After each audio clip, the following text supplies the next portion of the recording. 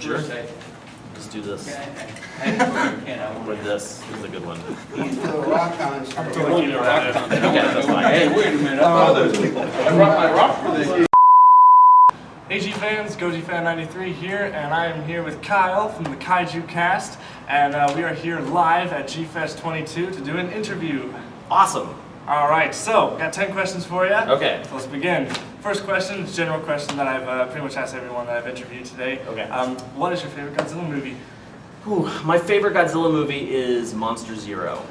And that's just because after being a Godzilla fan for so long, that movie just keeps pulling me back over and over again kept pulling me back over and over again until I was just like, you know what, this is definitely my favorite Godzilla movie. Cool. All right. So what inspires you or to start the Kaijucast podcast? Wow, that's a good question, Chris. Thank you. So in 2002 and 2003 and 2004, when we were getting the Millennium series, I was actually the webmaster for Henshin Online. I don't know if you're familiar with that website. That was basically, you know what Sci-Fi Japan is Yes. right now? We were Sci-Fi Japan back in the day before a big split happened, which we don't need to talk about. But I was the webmaster, and so I was getting lots and lots of, constantly being barraged by Godzilla stuff. And then there was another website. Actually, I'm just going to make this long story short and say I burned out on Godzilla. Actually, It actually happened.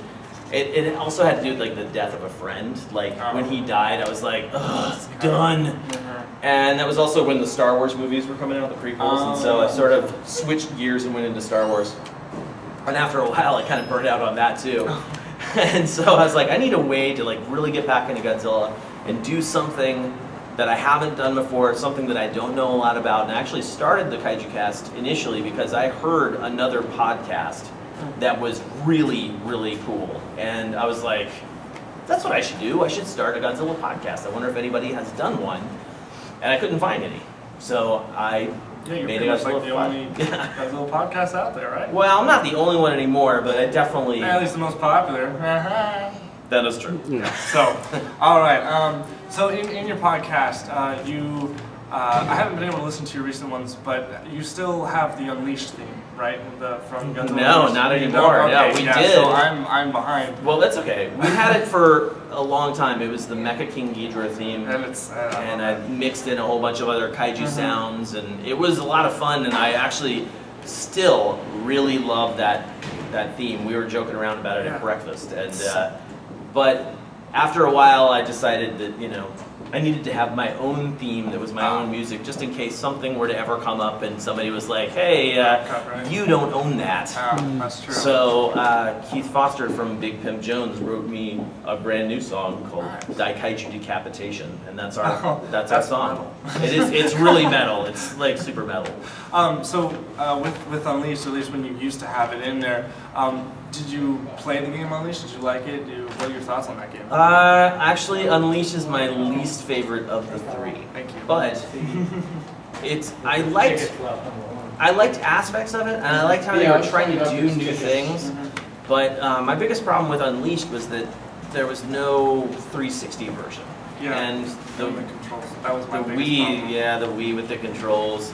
Actually, we talked to Simon Strange, who was one of the developers on the game, and he was talking about how when they made the game, they made it so complex that the way you moved the controllers actually would do different moves based off of how you were holding your hand. It sounded really complex for a sequel to a button masher. Pretty much. Yeah. Okay. Well, so it's not really your favorite.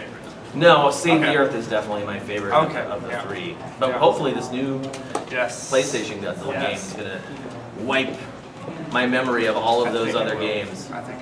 Fingers crossed. I guess. So this is the day before you show your documentary, Hail Us the King. That is true. And so that's probably the last question, but how excited are you? I'm really excited. Actually, I was more excited before I got to G-Fest, and then as I've been here, everybody's like, oh man, I'm so excited to watch your documentary, and because so many people seem excited about it, now I'm starting to get that self-doubt, like, oh, I hope they really like it, because I put a lot of hard work into it, you know? And it's, I think when we were first pushing the Kickstarter campaign, there were a few people out there that sort of made some assumption, or one guy made an assumption about what the documentary was going to be like, and then other people picked up on that, and like, he was like, oh yeah, he's going to go to all the locations where they filmed in Godzilla, like, and I was like, whoa, that is not the case at all, but regardless, I'm really excited that we're going to get to show it, especially at G-Fest, which is where I basically launched the Kickstarter a couple of days before G-Fest. That's right. Promoted it while I was here. So, and it really is for Godzilla fans. Oh, yeah. So, and connecting with that, how was your experience being in Japan and being to going to Toho Studios, seeing the painting of Godzilla that's on the side of their building, going to that museum where you got to see those suits like there in front of you? I mean, how was that? It was quite incredible. It's hard to put into words like on the fly without actually just going straight into the conclusionary voiceover that I did for the documentary. Yeah. But unfortunately, you're not going to get to see everything in the documentary that we got to see at the exhibition because Toho has some pretty lame rules about what you can film. Yeah, but they do. but I got to see the buzzsaw from Gigan's belly. I got to see the original oxygen destroyer. They had the trains that get picked up by King Kong when he picks up the train, and all sorts of really awesome stuff at that exhibition. So it was great. really cool. And then, you know, just being in Japan, just always an amazing time. And, this has been your, how many times have you been? that's funny. David asked me that earlier today. I think that last year was my third trip in recent years, and then we're going back this year too. Oh, wow. So Nice. I highly suggest going to Japan for Godzilla fans. It's awesome. Okay, so you had one video on your Kaijucast YouTube page where you were showing off your collection. You have a big collection, and it's awesome. And Thanks. What is like your most what are the figures that you like to collect the most? Like X Plus, or Bandai, or Varmints, or X Plus is definitely sort of like the top of the list for me right now. I think ever since I started really getting into X Plus figures, I just am completely amazed at how well sculpted they are and how well painted they are. And you know, we heard this a lot on the X Plus group, is that X Plus figures are basically like model kits that you don't have to paint. Exactly. And like, I can paint a model kit.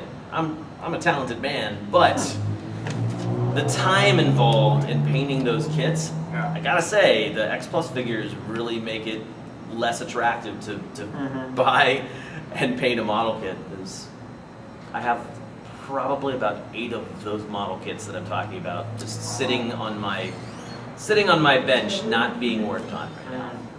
yeah. But back to the fun stuff, the X Plus is probably my favorite thing to collect right now. Cool. And other than Godzilla, what other interests do you have? Well, I like Star Wars, along with millions of other people. In Portland, which is where I live, we have Dark Horse Comics, and Dark Horse Comics produces a comic book series called Hellboy, and I am a huge, huge Hellboy fan. Hellboy is awesome, and if you like the films, you should read the comics, because the comics take the awesomeness of the movies of Hellboy and expand them into this like crazy canonical series and saga. It's really, really good stuff. Cool. So we talked about Godzilla PS4 briefly earlier. So are you excited for the game? What are your thoughts on the game so far? Are you going to get it day one when it comes out? Do you have a PS4? Okay, so I'm going to go in reverse order. I don't have a PS4. I have an Xbox 360, so I'm bummed that they aren't releasing it for the 360 or the Xbox One, just because that's what I'm used to. But I did pre-order the game for the PlayStation 4, and one of my co-hosts, Brian, he actually has every game system ever known to man, or something like that. And what we're going to do is we're actually just going to go to his place and play the game, and so nice. he'll actually get all my pre-order exclusives and stuff. But it's fine. You could probably transfer data or something. That'd be cool. That'd be cool. Eventually, I will get a PlayStation 4, but I haven't been spending a lot of money recently on stuff. So the idea of spending, what is it, like $400? Yeah, spending $400 on a game system right now is not For just like one game. Yeah, for just one game is not high on my list of priorities. That, Yeah. All right. Last question. Oldest memory of Godzilla? Does it have to be Godzilla proper? No. Okay. My oldest memory, actually this does include Godzilla. My oldest memory of anything kaiju is I went to a toy store with my mom in Columbia, South Carolina, which is where I grew up. And we walked into this toy store and they had the Mattel Shogun Warriors Rodan. And I loved dinosaurs, as most Godzilla fans did when they were kids. And I said something along the lines of, "Oh, Mommy, I want that. What is that? That is so cool," because it's basically like a giant pteranodon. Mm-hmm. And eventually, I did get that. And then years down the road, I mean, because I'm kind of an old guy, when video stores, which really no longer exist, started coming out, my mom was walking through the video store with me, and she said, "Oh, this is Rodan. That's the figure you have." And I was like, "It's a movie?" And we watched it, and I was terrified of the Mega Nulon in that, and then thrilled with Rodan. And basically, that was the beginning of the end. Like, it sort of took a backseat for a really long time, but back when my first Godzilla movie, I think was Godzilla 1985, and that. Oh, by the way, congratulations! I saw the picture of you with the memorial box version. Get it? Yes. I'm a little jealous. When the camera's off, you should tell me how much you paid for that. But that Rodan was my first kaiju film and my first kaiju experience. And when I saw Godzilla in 1985, that is really when I was like, "What is this? Yeah. I need this in my life." So, yeah. All right, cool. Well, that'll do it, guys. Thank you, Kyle, so much. My pleasure, This was Chris. awesome. And that's it. So thank you guys so much for watching. Stay Big G fans. Jamata. Boom.